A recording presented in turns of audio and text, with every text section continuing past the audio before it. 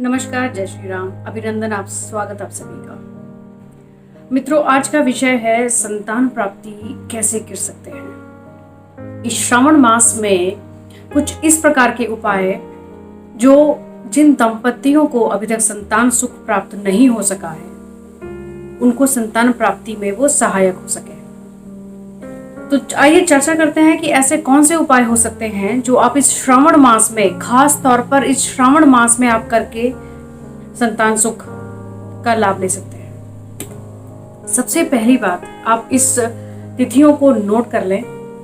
श्रावण मास की एकादशी, श्रावण मास में 2 एकादशी आएंगी, एक 16 जुलाई को और एक 30 जुलाई को। जो 16 जुलाई की एकादशी है वो है कृष्ण पक्ष की और जो 30 जुलाई की एकादशी है वो है शुक्ल पक्ष की।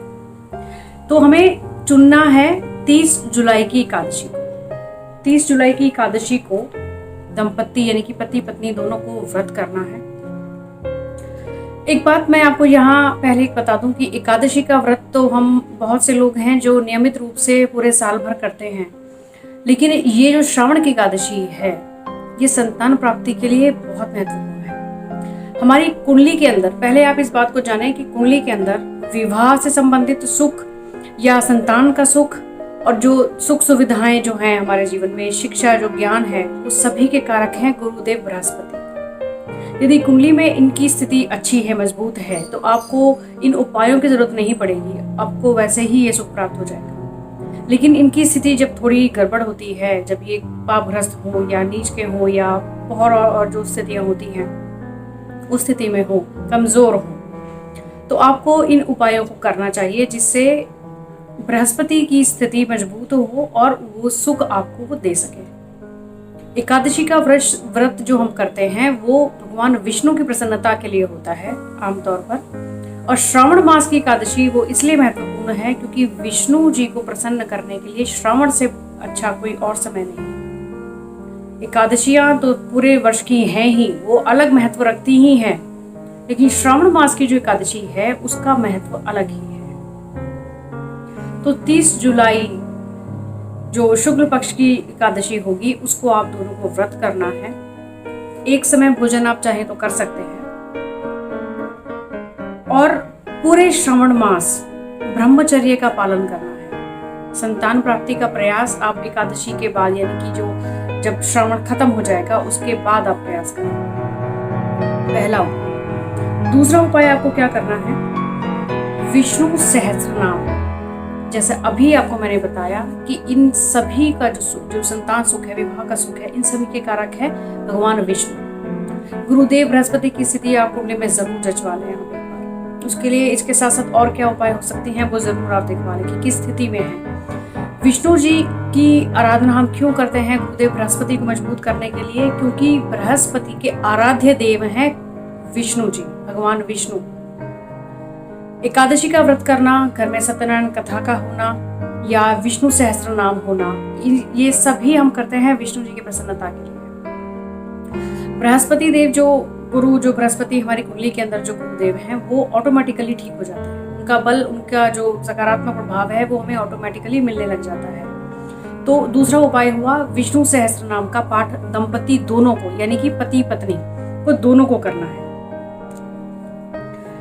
तीसरा उपाय है विष्णु सहस्त्र नाम का पाठ भी आपको श्रावण मास में ही करना है। प्रतिदिन कर सके तो बहुत ही अच्छा, सोमवार के सोमवार और जो बृहस्पतिवार है उस दिन तो आपको करना ही है। श्रावण मास यदि प्रतिदिन आप ये कर सके तो बहुत ही अच्छा है। सोमवार को 108 बिल्व पत्र लेकर उसको आपको दूध में भिगोकर शिव जी को अर्पित करना है। 108 बिल्व पत्र शिव जी को अर्पित करना है, अपनी मनोकामना मन में बोलते हुए। तीसरा उपाय, शिवलिंग पर आप बिल्व पत्र चढ़ाते हुए। इससे अगला जो उपाय है, शिव जी पर जब आप बिल्व पत्र अर्पित करें, साथ में आपको संतान गोपाल स्तोत्र का पाठ करना है। ये 2 अलग उपाय हैं। पहला जो आपको मैंने बताया था वो श्रावण मास में यदि 108 बिल्व पत्र सोमवार को आप शिवलिंग पर चढ़ाएंगे, कच्चे दूध में भिगोकर आप चढ़ाएंगे, साथ में आप मनोकामनाएं बोलते रहेंगे। साथ ही साथ अगर हो सके तो नमः शिवाय, ओम नमः शिवाय का जाप कर लेंगे।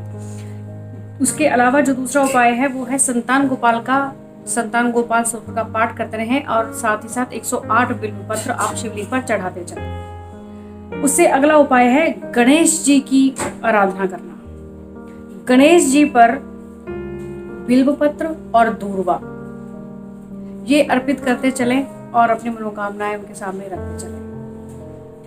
ओम गम गणपतये नमः ये गणेश जी का एक मंत्र है जो हम सरलता से कर पाएंगे। गणेश जी को प्रसन्न करने के तो और बहुत से अलग मंत्र हैं, लेकिन ये एक सरलतम मंत्र है जो हम आम जनमानस आसानी से कर सकते हैं।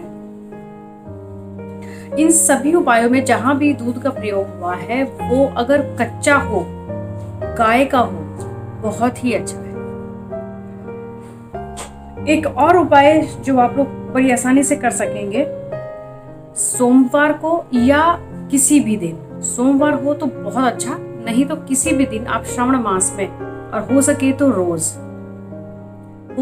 रोज, नहीं तो सोमवार या किसी भी दिन आप छोटे बच्चे जो होते हैं, छोटे बच्चे, उनको दूध वितरित कीजिए, उनमें दूध बांटें, छोटे बच्चों को दूध बांटें।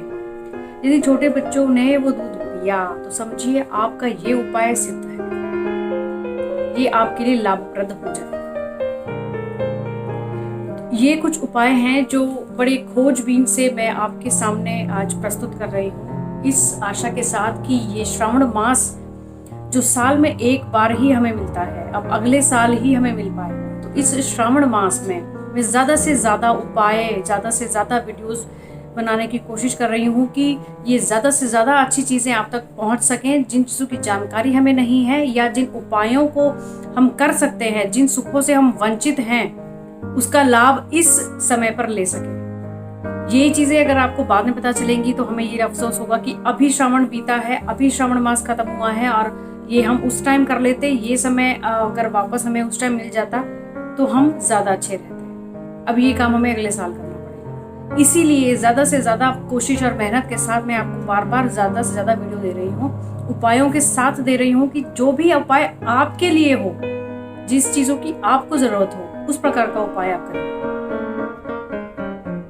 ज़्यादा से ज़्यादा इस वीडियोस को आप शेयर कीजिएगा, सब्सक्राइब तो कर ही लीजिए आप चैनल को, जिससे और भी आगे आने वाली जानकारियाँ आपको जल्द से जल्द मिलती रहे। और ये जानकारी तो आप ज़रूर से शेयर कीजिए, क्योंकि बहुत से ऐसे लोग हैं जिनको शायद इस तरह के उपायों की ज़रूरत है। केवल अपने पास ना रखकर कृपया आप इन चीज़ों को शेयर करें, जिससे और लोग भी इन चीज़ों का लाभ उठा सकें। सभी शुभकामनाओं के साथ ओम नमः शिवाय।